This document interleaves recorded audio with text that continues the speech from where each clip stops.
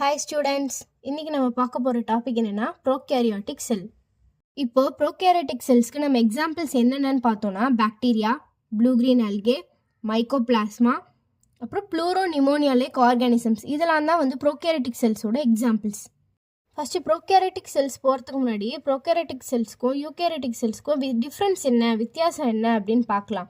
இப்போ வந்து prokaryotic cells வந்து யூகேரியாட்டிக் செல்ஸை கம்பேர் பண்ணும்போது சைஸ் வந்து சின்னதாக இருக்கும், ஆனால் மல்டிப்ளிகேஷன் வந்து ஃபாஸ்ட்டாக இருக்கும். இதே யூகேரியாட்டிக் செல்ஸ் வந்து ப்ரோகேரியாட்டிக் விட பெருசாக இருக்கும், ஆனால் மல்டிப்ளிகேஷன் வந்து கொஞ்சம் ஸ்லோவாக தான் இருக்கும். நெக்ஸ்ட் இப்போ ப்ரோகேரியாட்டிக் செல்ஸோட ஸ்ட்ரக்சர் என்னென்னு பார்க்கலாமா? அதோட ஸ்ட்ரக்சர் பார்ட்ஸ் என்னென்னு இப்போ பார்க்கலாம். இப்போ இதுதான் வந்து ப்ரோகேரியாட்டிக் செல். இந்த ப்ரோகேரியாட்டிக் செல்லில் இந்த 3 லேயர் இருக்குல்ல, green colour, orange colour, yellow colour, இந்த 3 லேயரும் சேர்த்து செல் என்வலப் அப்படின்னு சொல்லுவோம். இப்போ இந்த க்ரீன் கலர் லேயர் இருக்குல்ல, அவுட்டர் லேயர், இது பேர் வந்து கிளைகோகேலிக்ஸ். நெக்ஸ்ட் இருக்க ஆரஞ்சு கலர் லேயர் வந்து செல் வால். கடைசி உள்ள இருக்க எல்லோ கலர் லேயர் வந்து cell membrane or plasma membrane சொல்லுவோம். அதே மாதிரி இந்த ப்ரோகேரியாட்டிக் செல் வந்து உள்ள வந்து ஃபில்டு வித் சைட்டோபிளாசம். இந்த ஏரியா ஒயிட் கலர் ஏரியா ஃபுல்லாக வந்து சைட்டோபிளாசம் வந்து ஃபில்லாக இருக்கும். அதே மாதிரி சென்டரில் இருக்க நியூக்ளியோய்டு, அதாவது நியூக்ளியஸ் வந்து நியூக்ளியர் மெம்பரேனால் கவர் ஆகி இருக்காது, வெறும் அப்படியே ரேண்டமாக அப்படியே இருக்கும். அதனால இது பேர் வந்து நியூக்ளியோய்டு. நெக்ஸ்ட் வந்து இந்த ரவுண்டாக குட்டி குட்டியாக சர்க்குலராக இருக்குல்ல, இது வந்து plasmid DNA, small circular DNA வந்து பிளாஸ்மிட் டிஎன்ஏ சொல்லுவோம்.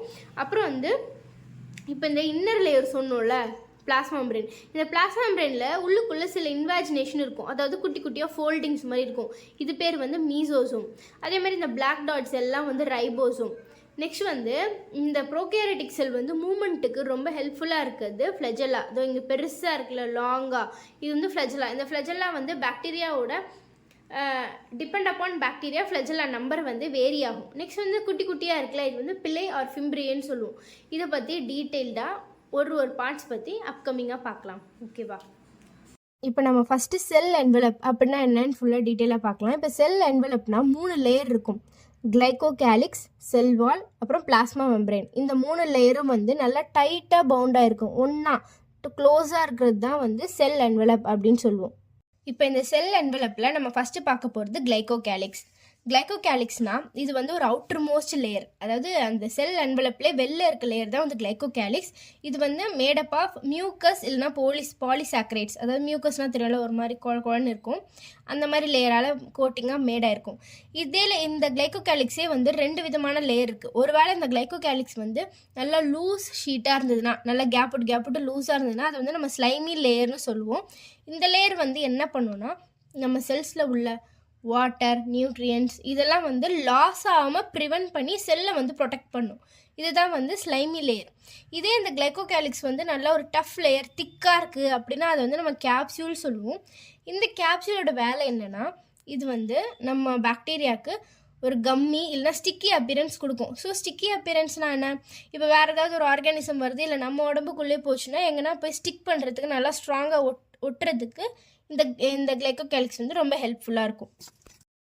நெக்ஸ்ட் இந்த செல் என்வலப்பில் செகண்ட் லேயர் என்ன சொல்லுவோம்? செல் வால். இந்த செல் வால் வந்து என்ன பண்ணும்?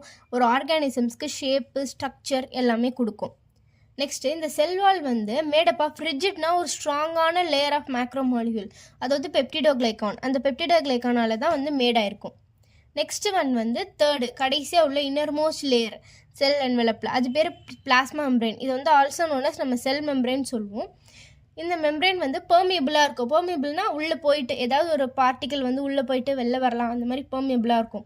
இந்த பிளாஸ்மா மெம்பரேனே என்ன இருக்குன்னா, சில இடத்துல உள்ளுக்குள்ளே போய் ஃபோல்ட் ஆகிருக்கும். அந்த இன்வாஜினேஷனை நம்ம என்ன சொல்லுவோம்? மீசோசோம் அப்படின்னு சொல்லுவோம். இது உள்ள ஒரே ஃபோல்டிங்ஸாக இருக்கும். ஒன்றும் இல்லை, பிளாஸ்மா மெம்பரேன் வந்து உள்ளே பெண்ட் ஆகி ஒரு ஸ்ட்ரக்சர் கொடுக்கும், அது பேர் தான் மீசோசோம். இந்த மீசோசோம் என்னென்ன ஒர்க் பண்ணோன்னா, நம்ம டிஎன்ஏ ரெப்ளிகேஷன் ஹெல்ப் பண்ணும், ரெஸ்பிரேஷனு, செக்ரீஷனு, செல் வால் ஃபார்ம் ஆகிறதுக்கு ஹெல்ப் பண்ணும், அப்புறம் சர்ஃபேஸ் ஏரியா இன்க்ரீஸ் பண்ணும். அதே மாதிரி இந்த மீசோசோம் வந்து ஒன்லி கிராம் பாசிட்டிவ் பாக்டீரியாவில் மட்டும்தான் ப்ரெசென்ட் ஆகிருக்கும். நெக்ஸ்ட்டு மூமெண்ட்டை வச்சு நம்ம பாக்டீரியாவை வந்து டிசைட் பண்ணுறோம். ஒன்று, இப்போ பாக்டீரியா வந்து மேபி மோட்டைல் ஆர் நான் மோட்டைல் அப்படின்னு சொல்கிறோம். இப்போ மோட்டைல்னால் ஒன்று அந்த பாக்டீரியா வந்து மூவ் ஆகும், நான் மோட்டைல்னால் அதால் வந்து மூவ் பண்ண முடியாது. ஸோ ஒருவேளை இப்போ பாக்டீரியா வந்து மூவ் ஆகுதுன்னா அப்போ அந்த பாக்டீரியாவுக்கு ஃப்ளெஜெல்லா இருக்குன்னு அர்த்தம். அதாவது ஒரு ஃபிலமெண்டஸ் எக்ஸ்டென்ஷன், செல்வால்லேருந்து சில எக்ஸ்டென்ஷன் வரும், அது பேர் வந்து ஃப்ளெஜெல்லா. இந்த ஃப்ளெஜெல்லாவில் வந்து 3 பார்ட்ஸ் இருக்கும்: ஃபிலமெண்ட்டு, ஹூக்கு, பேசல் பாடி. ஃபிலமெண்ட்னா வெளில தெரியும்ல, அந்த லாங்கஸ்ட் போர்ஷன் அது பேர் தான் வந்து ஃபிலமெண்ட்டு. இது மெயின்லி மேடப் ஆஃப் அந்த ஃப்ளஜல்லின்னு ஒரு ப்ரோட்டீன் வந்து மேடாக இருக்கும். நெக்ஸ்ட்டு பேசல் பாடினா உள்ளுக்குள்ளே அந்த பிளாஸ்மா மெம்பரேன்னு சொன்னோம்ல, அங்கே வந்து ப்ரெசென்ட்டாக இருக்கும். அங்கே வந்து ரிங்ஸ் இருக்கும். என்னென்ன ரிங் இருக்கும்னா L ring, P ring, S ring, M ring, இந்த மாதிரி 4 ரிங் இருக்கும். இந்த 4 ரிங்குமே சென்டரில் ஒரு ராடால் கனெக்ட் ஆகிருக்கும். இதுதான் வந்து ஃப்ளஜெல்லா.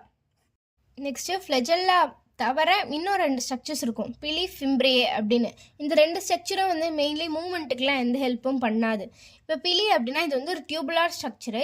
இது வந்து மெயின்லி மேடப் ஆஃப் ப்ரோட்டீன். பிலின்னு ஒரு ப்ரோட்டீனால இது வந்து மேடாக இருக்கும். இது வந்து எப்போ யூஸ்ஃபுல் ஆகும்னா மெயின்லி மேட்டிங் ப்ராசஸ் அப்போ தான்.